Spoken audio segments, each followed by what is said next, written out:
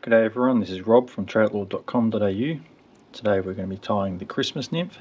It's a very simple, quick and easy to tie variation of a pheasant tail nymph.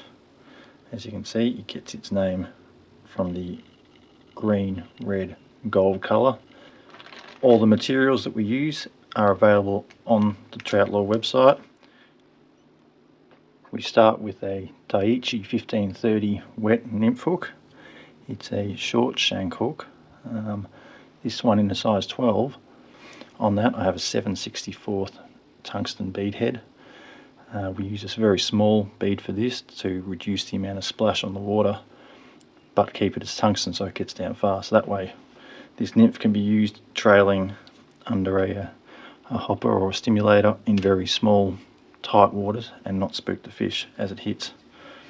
So from there we take UTC 70 denier thread in a red, tie that on, trim off the excess and extend the thread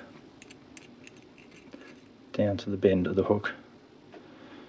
Next we take UTC brassy wire, also in red,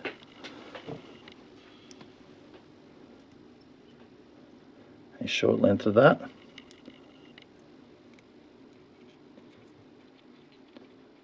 is tied on and extended out the rear of the hook. To create the tail,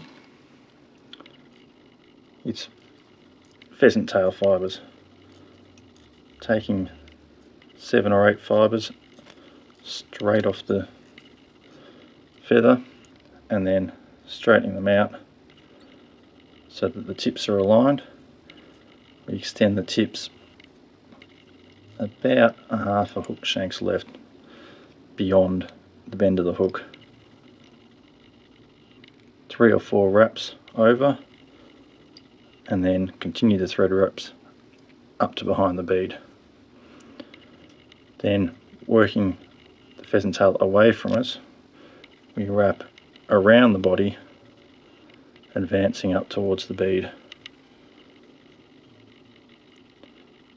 You can use hackle pliers for this.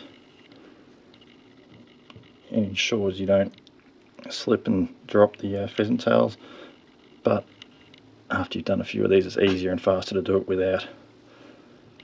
Then a couple of loops behind, a couple in front, a couple behind again, snip off the excess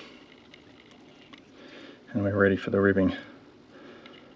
So we take the wire from behind and wrap it in the opposite direction to how the pheasant tails fibres were wrapped.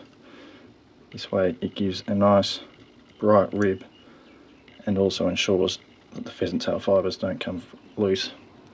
This is the sort of nymph that you're going to be dragging along the bottom of a stream over and over and over. It's going to take a lot of punishment, so you want it to be able to handle what you're going to throw at it. Then several wraps around to secure the wire in place and snip it off with pliers. Next we take hairline dubbin embossed flashback in pearl. From that sheet we cut a small strip and tie this in just behind the bead. This is going to form our wing case. Then for the thorax, peacock herl, just a single long fibre, trim off the stubbly bits,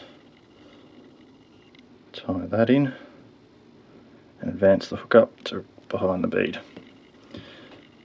Then we wrap the peacock herl around the body of the hook to create a thick and bushy thorax. Bring it back and forth, getting plenty on there. We're not putting legs on this pattern, we want to keep it fairly slim. The legs are just, although giving it an extra buggy look, are just going to slow down the speed that this moves through the water column, and we want something that's going to drop fast. So it's tied to be very slim, very simple. Once that peacock hurdle has been tied off, we advance the flashback over the bead, 2 thread wraps over the top, 2 thread wraps in front, trim it off, and then a simple half hitch to secure it. At this stage we can check everything is okay. Then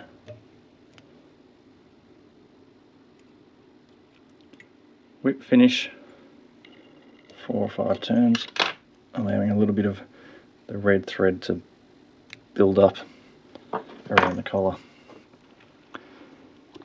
Snip the remaining thread off. Then all we need to do is apply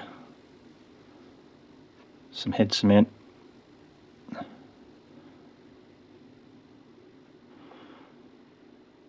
over the bead, the thread and the flashback. We're using Loon hard head cement. That'll take a few moments to dry and then it's good to go. So there you have it. The Christmas Nymph, a very simple pheasant tail variation. It sinks fast, it gets down to where the fish are, and most of all it catches fish time and time again. Thanks for watching. Obviously there's plenty more videos coming, and all these materials are available on the website at troutlore.com.au.